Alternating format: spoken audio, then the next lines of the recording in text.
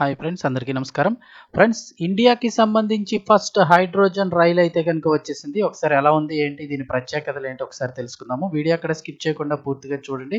అలాగే తప్పకుండా లైక్ చేయండి. లైక్ చేయడం వల్ల మరింత మందికి ఇన్ఫర్మేషన్ చేరుతుంది. అలాగే లేటెస్ట్ అప్డేట్స్ ఎప్పటికప్పుడు తెలుసుకోవడానికి ఛానల్ వెంటనే సబ్స్క్రైబ్ చేసుకోండి. ఇంక వివరాల్లోకి అయితే వెళ్ళిపోదాము. భారత్ ఫస్ట్ హైడ్రోజన్ ట్రైన్ వచ్చేస్తుంది. ఈ రైలు స్పెషాలిటీ ఏంటి, అలాగే ఇందులో ఉన్న ప్రత్యేకతలు ఒకసారి అయితే తెలుసుకుందాము.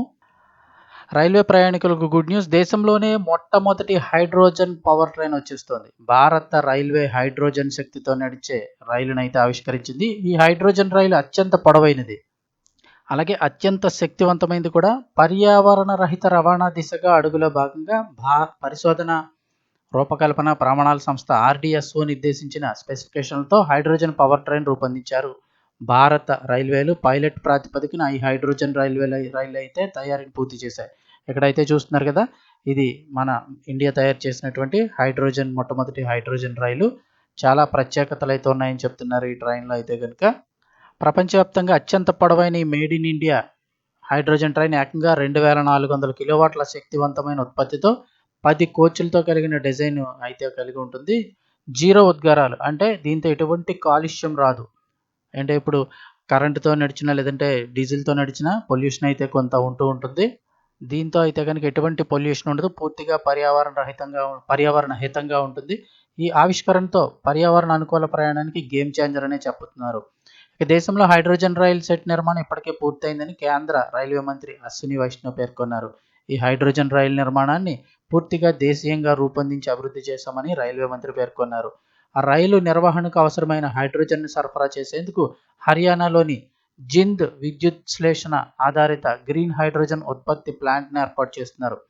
ఈ రైల్లో హైడ్రోజన్ ఇంధన కణాలు ఆక్సిజన్తో రసాయన చర్య ద్వారా హైడ్రోజన్ వాయువును విద్యుత్తుగా మారుస్తాయి. ఈ విద్యుత్తుతో రైలు నడుస్తుంది. ఇందులో ఉప ఉత్పత్తులుగా వెలువడేది కేవలం నీరు, అలాగే ఆవిరి మాత్రమే వెలువడతాయి.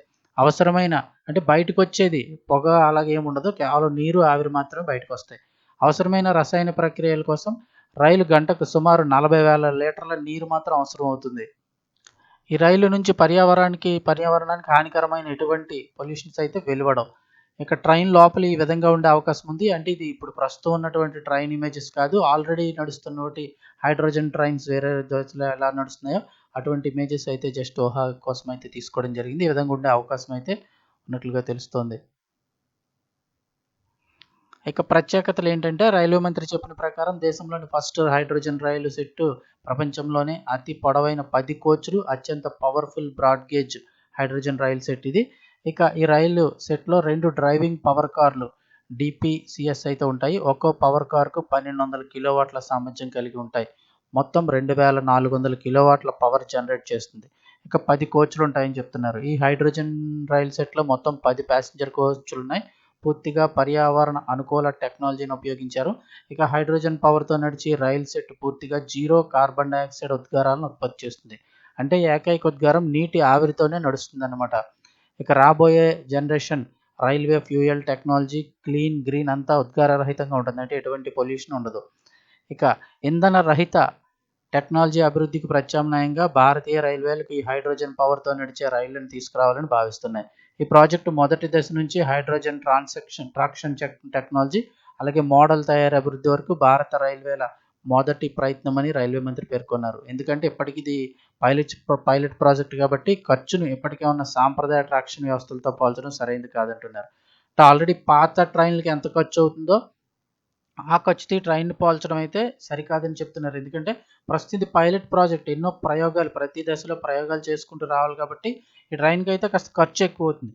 ఒకసారి పట్టాలు ఎక్కిన తర్వాత సక్సెస్ అయిపోయి ఇదే ఫైనల్ ప్రోడక్ట్ అని తెలిసినట్టు బల్క్లో కనుక, అంటే కొంచెం ఎక్కువగా ఉత్పత్తి చేస్తే ట్రైన్ ఖర్చు అయితే భారీగా తగ్గే అవకాశాలు ఉంటాయి. సో పాత ట్రైన్ ఖర్చుతో ప్రస్తుతం ఈ పైలట్ ప్రాజెక్ట్ ట్రైన్ ఖర్చును అయితే పోల్చొద్దని రైల్వే మంత్రి అయితే చెప్తున్నారు. ఎందుకంటే ఇది ప్రతి దశలో కూడా ప్రయోగం చేసుకుంటూ రావాలి కాబట్టి ఖర్చు అధికంగా అయ్యే అవకాశం ఉంది. సో ప్రస్తుతం దీనికి ఎంత ఖర్చు అయింది అనేది అయితే ఇంకా ఏమీ చెప్పలేదు. కానీ త్వరలో ఇది కనుక సక్సెస్ అయిపోయినట్లయితే కనుక ఈ తర్వాత నుంచి వచ్చే ట్రైన్స్ అన్ని ఇదే విధంగా ఉండే అవకాశం ఉంది.